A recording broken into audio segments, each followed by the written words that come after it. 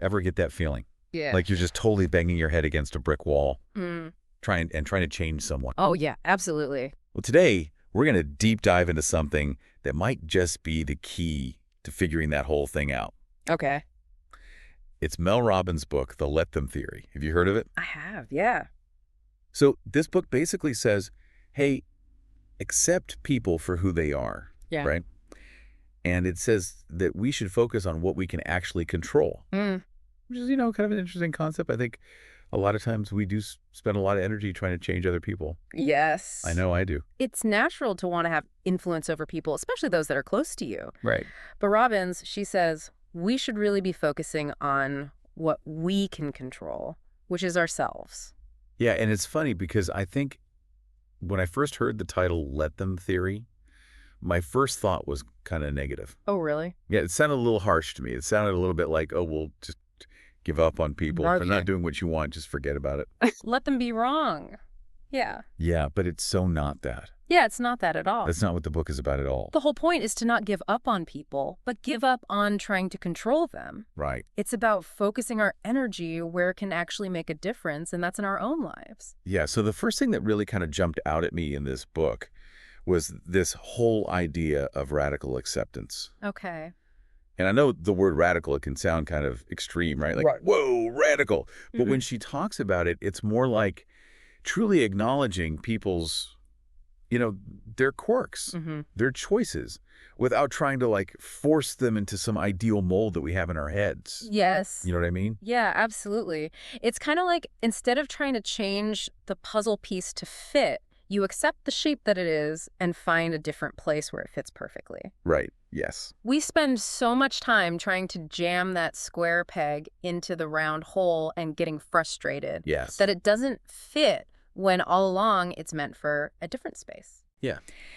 And so in the book, like one of the first things that she talks about is like, imagine, like you spill your coffee. Okay. Like you're getting ready in the morning, you're rushing, right? Mm-hmm. And you spill your coffee. And, so many of us, our automatic reaction is to get like, ugh, Yes, totally. why me? I'm so clumsy. Yeah, this is a terrible start to my day. But what she says is, radical acceptance in that moment would be to just say, okay, I spilled my coffee. Right. It's fine. I'll clean it up. Right. It doesn't mean that you're happy about it. It doesn't mean that you're like, oh, this is great. Yeah. But it's just accepting that it happened Right. Exactly. rather than getting all worked up about it. Yeah. Not letting it affect your self-worth or ruin your entire day. Right. And so how does that actually play out in a bigger sense? Like, well, think about a time you were super frustrated with someone because they weren't meeting your expectations.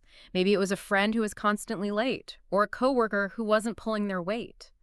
Instead of dwelling on their shortcomings, radical acceptance would encourage you to look at the situation objectively and figure out how you can best navigate it. Okay, I get it.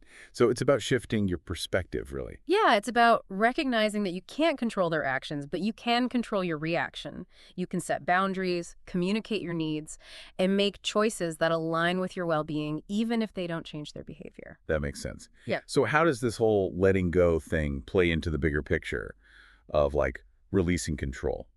So Robbins, she talks a lot about how so much of the stress that we experience comes from clinging to this idea that we can control things that are honestly just totally out of our hands, Right. like other people's actions or like even how our day unfolds. Right. It's like we have this illusion of control. We do. And she uses this analogy of a rope swing, which I thought was really powerful. Oh. Imagine someone desperately gripping onto a rope swing, trying to micromanage its every movement. They end up exhausted, never actually experiencing the joy of swinging. Right. But when you let go, surrender to the momentum, that's when you can actually soar. Okay. And that's what Robbins is getting at. It's not about being passive. It's about recognizing that sometimes the best thing we can do is let go and trust that things will unfold as they should. So it's not about giving up, it's about surrendering. Exactly. Yeah. It's about shifting our focus from trying to control the uncontrollable to surrendering to what is and focusing on what we can influence. That's a good point. And, when I was reading the book, that rope swing image really stuck with me too. And it made me think about all the times that I've like white-knuckled my way through a work project trying to control every little detail. Oh, yeah. And what if instead of doing that, I focused on just doing my absolute best and then like letting go of the outcome a bit, Mhm.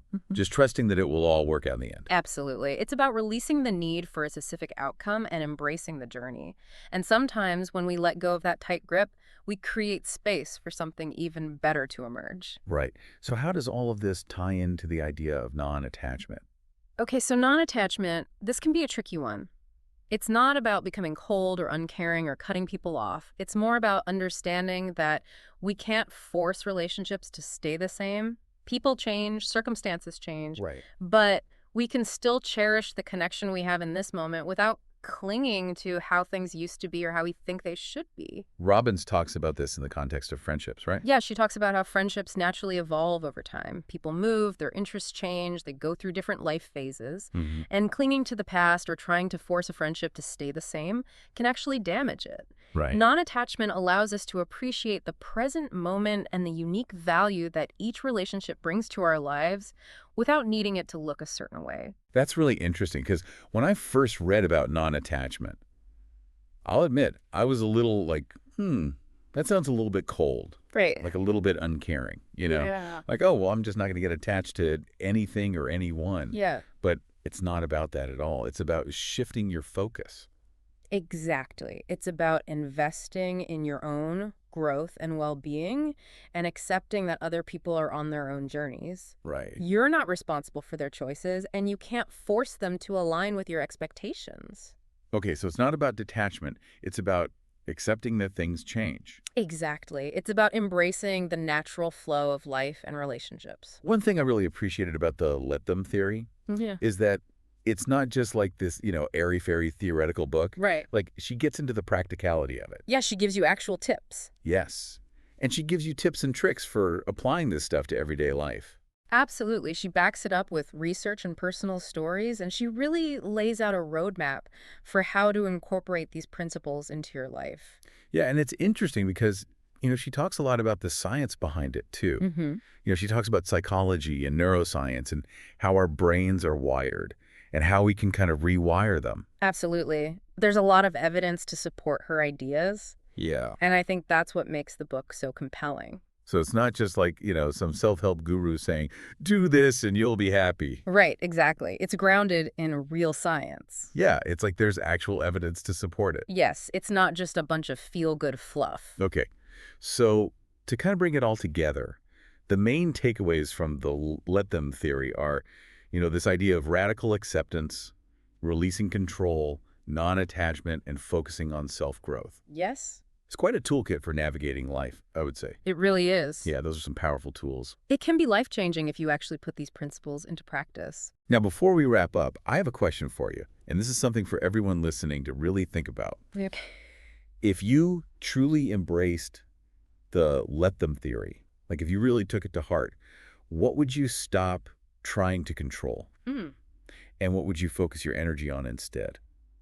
that's a great question. I think I would stop trying to control how other people perceive me. Okay. And I would focus my energy on being my most authentic self, regardless of what anyone else thinks. That's a really good one. Yeah, I think I would stop trying to control the outcome of every situation. Okay. And I would focus more on enjoying the process and trusting that everything will work out as it's meant to. Yeah, those are great insights. So if any of these ideas have piqued your interest, I would highly encourage you to check out Mel Robbins' The Let Them Theory. It's a really fascinating read. And it might just change the way you approach your relationships and ultimately your own happiness. Absolutely. Well, that's all the time we have for today's deep dive. Thanks for joining us. Thanks for having me. Until next time, happy diving. Bye.